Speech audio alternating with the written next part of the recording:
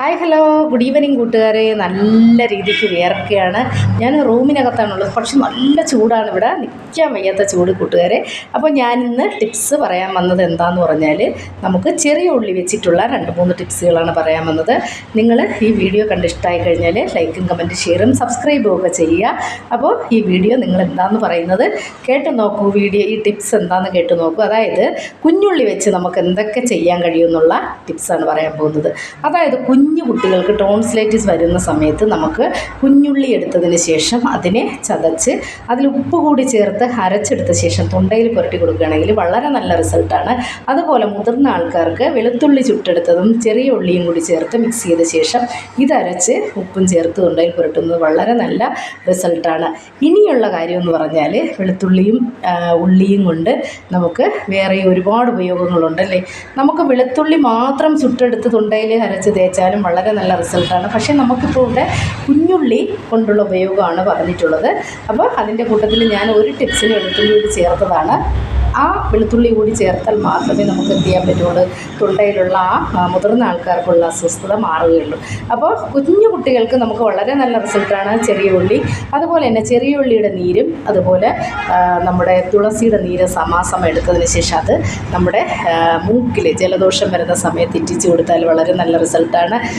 കുഞ്ഞു കുട്ടികൾക്ക് തന്നെ വളരെ നല്ല റിസൾട്ടാണ്. അത് നമുക്ക് തേന് കൂടി മിക്സ് ചെയ്ത ശേഷം കുടിക്കാൻ കുട്ടികൾക്ക് കൊടുത്താൽ ആ കുട്ടികളുടെ കഫക്കെട്ട് മാറുന്നതിന് വളരെ ഉത്തമമാണ്. അപ്പോൾ ഇതെല്ലാം നമുക്ക് ഒരുവിധപ്പെട്ട ആൾക്കാർക്ക് എല്ലാവർക്കും അറിയാം. ഇനി ഞാൻ പറയാൻ പോകുന്നത് എന്താണെന്ന് പറഞ്ഞാൽ, നമ്മുടെ ചെറിയ ഉള്ളി കൊണ്ട് നമ്മുടെ കാലെല്ലാം ചിലപ്പോൾ ആണി, തുരുമ്പിച്ച ബ്ലേഡ് ഇങ്ങനെയൊക്കെയുള്ള സാധനങ്ങൾ നമ്മുടെ കാലുകളിലോ ഒക്കെ കൊള്ളുകയാണെങ്കിൽ നമ്മുടെ കുഞ്ഞുള്ളി അരച്ചതിന് ശേഷം അത് ചതച്ച് വെച്ച് കിട്ടുകയാണെങ്കിൽ സെപ്റ്റിക് ആകാതെ നമുക്ക് നല്ല സെപ്റ്റിക് ആകാതിരിക്കാനായിട്ട് വളരെ നല്ലതാണ്. അതുപോലെ തന്നെ അത് വളരെ നല്ല റിസൾട്ടാണ്. നമുക്ക് ഹോസ്പിറ്റലിലൊന്നും പോയി ഇഞ്ചക്ഷൻ എടുക്കേണ്ട, ഈ ഒരു പ്രയോഗം ചെയ്താൽ മതി.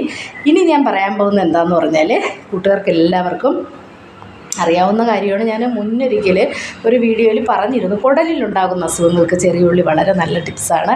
അതായത് നമ്മുടെ ആട്ടിൻപാലിൽ ചേർത്ത് വേവിച്ച് അത് നമ്മൾ രാത്രി കിടക്കാൻ നേരത്ത് കഴിക്കുന്നത് പ്രശസ് രോഗം, അതുപോലെ കുടൽ പുണ്ണ് ഇങ്ങനെയൊക്കെയുള്ള അസുഖങ്ങളുള്ളവർക്ക് വളരെ നല്ല റിസൾട്ടാണ്. ഇനി കൂട്ടുകാർ ഇതെല്ലാം നിങ്ങളൊന്ന് ട്രൈ ചെയ്ത് നോക്കൂ. ചെയ്ത് നോക്കിയതിന് ശേഷം ലൈക്ക് കമൻറ്റ് ഷെയർ സബ്സ്ക്രൈബും ഒക്കെ ചെയ്യുക. ഇപ്പോൾ ഒരുപാട് വൈകുന്നേരമായി പോയി വീഡിയോ എടുക്കാൻ വേണ്ടിയിട്ട്. അപ്പോൾ ഇന്ന് സൺഡേ ആയിട്ട് എല്ലാവരും നല്ല അടിച്ച് പൊളിച്ച് കാണുമെന്ന് വിശ്വസിക്കുന്നു. അപ്പോൾ ഞാൻ ഈ വീഡിയോ ഇടുന്നത് നിങ്ങൾക്ക് എല്ലാവർക്കും ഇഷ്ടമാണെങ്കിൽ കമൻറ്റ് ഷെയറും സബ്സ്ക്രൈബും ഒക്കെ ചെയ്യുക. അപ്പോൾ ഞാൻ പുതിയ ടിപ്സുമായിട്ട് അടുത്ത ദിവസം വരുന്നതായിരിക്കും. എല്ലാവർക്കും ടാറ്റ ബൈ.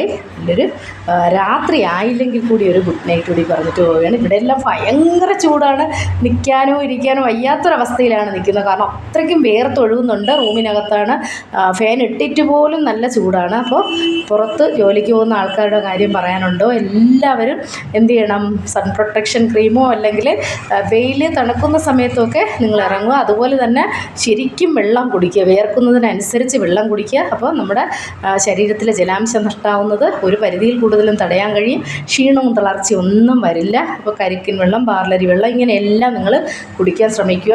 എന്ന് വെച്ചാൽ അത്രയ്ക്കും ചൂടാണ് കൂട്ടുകാരെ. അപ്പോൾ എല്ലാ കൂട്ടുകാരോടും സ്നേഹക്കൂടുതൽ കൊണ്ട് പറയുകയാണ്. കൂട്ടുകാരെ ഒന്നും വിചാരിക്കരുത്. അപ്പോൾ എല്ലാവരും ലൈക്കും കമൻറ്റും ഷെയറും ഒക്കെ ചെയ്യുക. ടാറ്റ ബൈ. പുതിയ വീഡിയോ ആയിട്ട് ഇപ്പോൾ കാണാം, നാളെ കാണാം. ടാറ്റ.